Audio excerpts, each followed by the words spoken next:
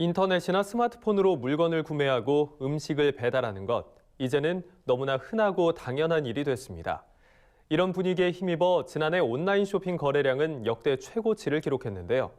최근 새벽 배송의 등장으로 온라인 쇼핑이 농축산물 소비의 새로운 활로가 될 것이라는 기대감도 커지고 있습니다. 강창호 기자입니다.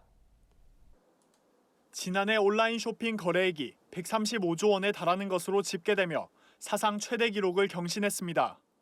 인터넷이나 모바일을 통한 상품과 서비스 구입이 꾸준히 늘어나는 가운데 배달앱 등 음식 서비스 이용이 급증해 전체 성장을 주도했습니다.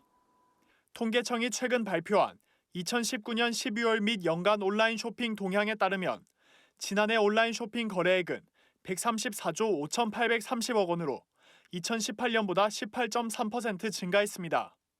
그중 모바일 쇼핑 거래액은 86조 7,005억 원으로 1년 전보다 25.5% 증가했습니다.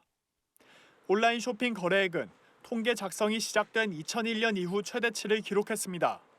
음식 서비스, 식료품, 가전, 전자, 통신기기 등 모든 상품군에서 거래액이 증가한 겁니다. 특히 모바일 앱을 통한 배달 서비스 시장의 성장세가 두드러졌습니다. 1인 가구를 비롯한 혼밥족들이 빠른 속도로 늘어나며 배달 음식 등이 성행한 것이 그 이유로 분석됩니다.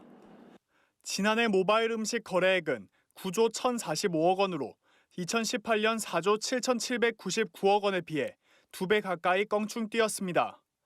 전체 온라인 거래 규모 증가분 21조 원 가운데 20%가 엄지족들의 음식 배달에서 나온 겁니다.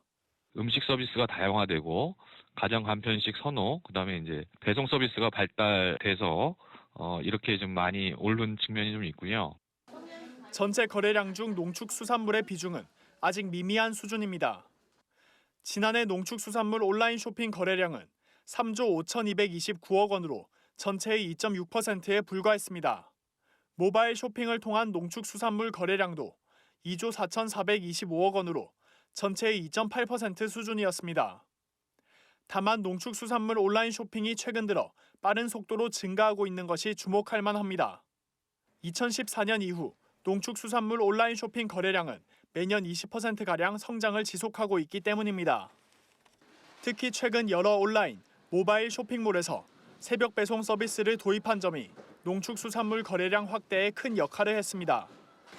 일반적인 택배 시스템으론 주문 후 가정에 배송되기까지 2에서 3일가량이 걸려 농축수산물의 신선도를 유지하기가 쉽지 않았습니다.